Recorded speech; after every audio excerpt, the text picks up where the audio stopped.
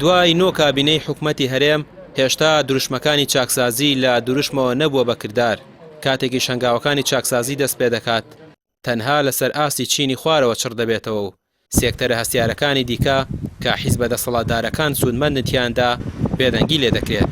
ئەندامێکی لیژنەی دارایی لە پەرلەمانی کوردستان دەڵێت ئەم هەنگاوانەی بۆ چاکسازی نراون بە بەراورد بە گرفتە گەورەکانی دیکە شتی زۆر بچووکن. بەشی هەرە زۆری چاکسازی تا ئێستا جێبەجێ نەکراوە. طبعاً تاسە و هەنگاوانەی لە یاسای چاکسازیان راون بەراورد بە گرفتە گەورەکان شتی بچووکن ئەوەی کە کراوە ئەوانەی کە دووموچە بوون بە پێی سیستەمی بایۆمەتری بەشێکی لابراوە ئەم 11,000 تریشیەکی 75,000 معاشیان بووە بە خێوکەری وارسی شەیدان بوون.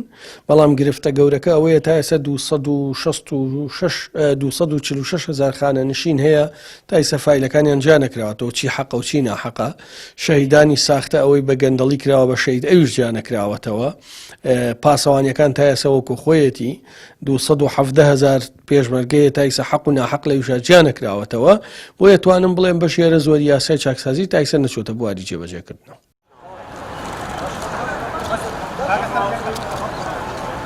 ئەوەی کە پێویست بووە حکومەت چاکسازی تێدا بکات سێکتەری نەوت و داهاتی ناوخۆ و خاڵە سنووریەکان بووە کە تا ئێستا هیچ هەنگاوێکی کردەیی بەم ئاراستەیەدا نەندراوە.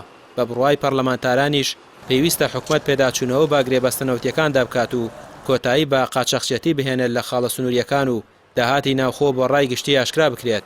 ئەوەیە چاکسازی ڕاستەقینە نەوەک لە چینی خوارەوە دەست پێ بکەن. گەندەڵی لە کوردستان گەندەڵیەکی ڕێکخراوە. هەردوو هێزی دەسەڵات وەکو زارو خوێنی جەستەی هەرێمی کوردستان ئەمژن تا ئەو کاتە ئیرادەیەکی سیاسی بە هێز لای ئەو دوو هێزە لەدایک نەبێت بۆ دانانی سنوورێک بۆ گەندەڵی کە ئێستا هەیە دۆخی هەرێمی کوردستان بۆ جۆرە ئەمێنێتەوە و چونکە ئەوەی کە لە سنوورەکانی بینین لە خاڵەکانی گومرگیەی بینین هێنانە ژوورەوەی چەندین بار هەڵگەر شەوانە بەبێ ئەوەی گومرگ بدا و خراپی گرێبەستەکانی نەوت و پیانەچوونەوەی و ئەوەی کە لە هێزی سەربازیە هەیە ئەو هەموو خانەنشینەی کە هەیە ئەمانە بەڕاستی پیاچوونەوەیان ئەوێ. ئێمە لە حکوومەتی هەرێمی کوردستان دەستمان داوەتە بەرنامەیەکی توکمەی چاکسازی. ساڵانێکە دروشمەکانی چاکسازی لە لای پاتە دەسەڵاتدارەکان دەوترێتەوە بێ ئەوەی ببێت بەکردار ساڵانە بۆ دامرکانەوەی شەقام و خۆپشاندانەکان بانگەشەی بۆ دەکەن.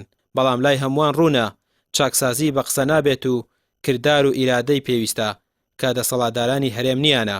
دەشوترێت تا چاکسازی لە نەوت و داهاتی ناوخۆ و خاڵە سنووریەکاندا نەکرێت بڕینی موچەی بە خێوکەری وارسی شەهیدان و خاون پێداویستیەکی تایبەتی بێچارە برینە گەورەکەی جەستەی حکومڕانی ساڕێژ ناکات.